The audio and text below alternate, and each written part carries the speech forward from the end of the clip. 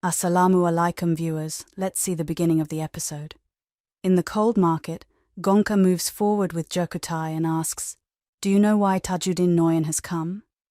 Jobin Jokutai says, "I don't know Gonca Khatun, but if there was no big problem, he wouldn't have come here." Jobin Gonca says, "Yes, that's right."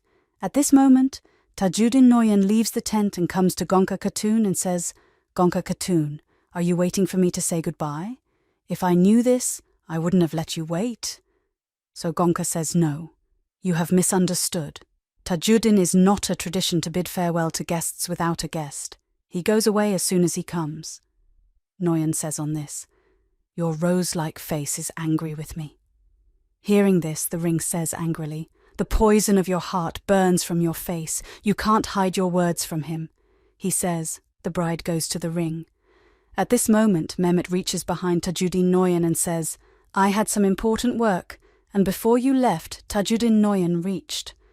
I like people who manage their work on time. I am very happy that you have been my host. I will come back very soon." Then he says, holding Mehmet's hand with anger, "But Mehmet, if you break with that man, I will not become a guest, but your death. Come on, God bless." He says. Nayan moves forward, and Mehmet goes. From behind, he says to Jokutai Nayan, "God bless." Hearing this, Nayan turns around and looks at him and says, "The one who refused his throne is not from us." So Jokutai smiles and says, "What could I do when my throne refused me?" So Commander Noyan comes and says Usman's wife is going on pilgrimage. Usman is going with her to bid her farewell. So Noyan says, "Bring that woman to me. It is not right to go empty-handed." He says along with it, Noyan rides the horse and leaves the market, whereas the Jokutai also goes in one direction. After this, we see that Usman is riding the horse with his companions, and all of them keep moving forward with speed. A carriage is moving ahead according to the soldiers, whereas the Mongolians are sitting in a row. After going ahead of the horse, a Mongol says, "Let's arrest Usman's wife," with which they all go ahead. There, a local man stands with his friends, and the Sengur Aga comes to us and says, "Sir, they are coming."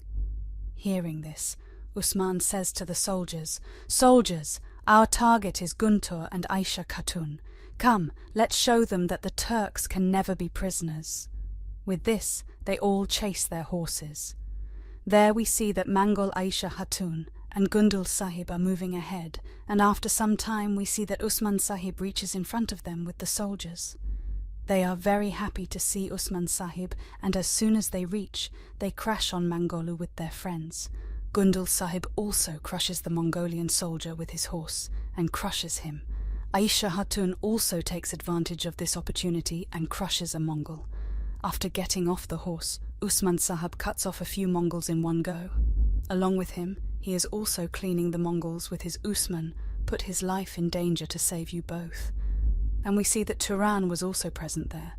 Noyan said more, "Now he must be jingling to know where you are. I will make him my dog because of you both. No one will know where you are. Take them away." Turan also joined the Mongolian workers. After this thought, Gundur says, "Ustaduddin first ruined his relations with my son and his wife. My son betrayed us, and then he started eating us from inside. He said to gather all the men in one wall. His aim was to snatch my soldiers. Can you accept the Turkishes? Tell me, do you want to be free or safe?" Jauban Gundo Sahib says, "We have chosen our path, Usman Sahib. Know that we are on your path." Jauban Usman Sahib says, "May God have mercy on you. We are still free, insha'Allah, but you should know that there is a big war in front of us. It is ready. It is time to announce. After that, we will make the next arrangement.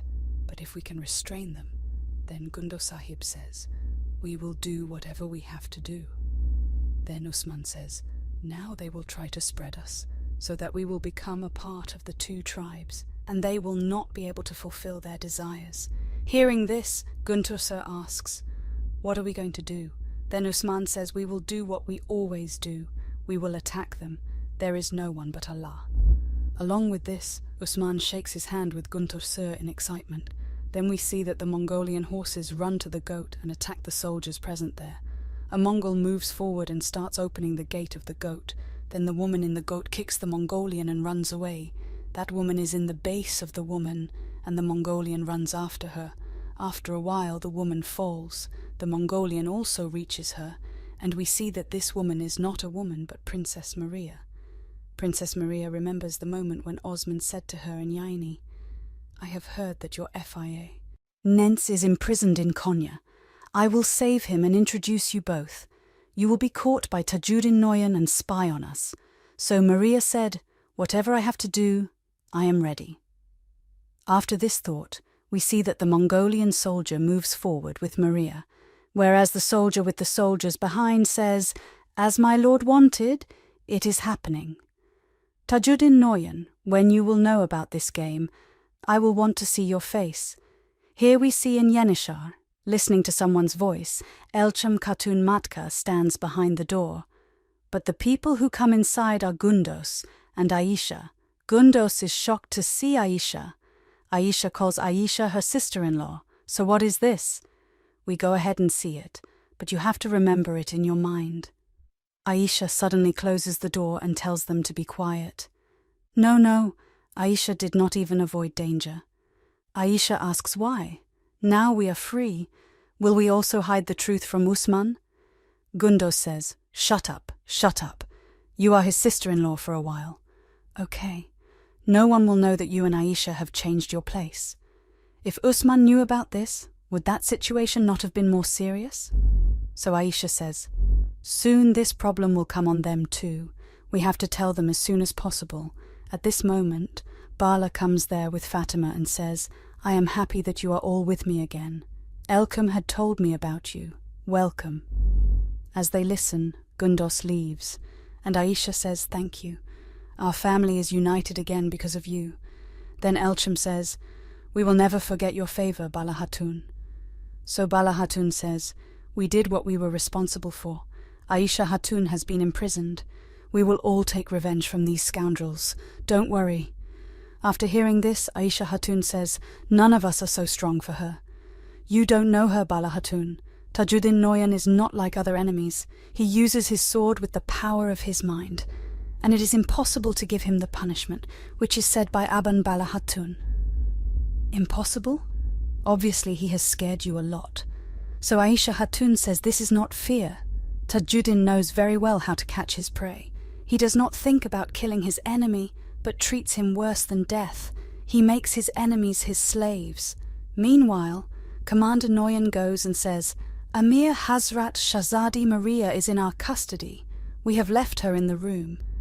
Noyan, happy to hear this, says, Osman, now you are in my hands. Introduce yourself to that woman. I will go to Osman and tell him this good news. So this episode ends with the viewers. After this, the last part will be uploaded after some time. If you like the video, then like it, subscribe to the channel and click on the bell icon. Inshallah, see you in the next video. Till then, take care of yourself and yourself. Allah Hafiz.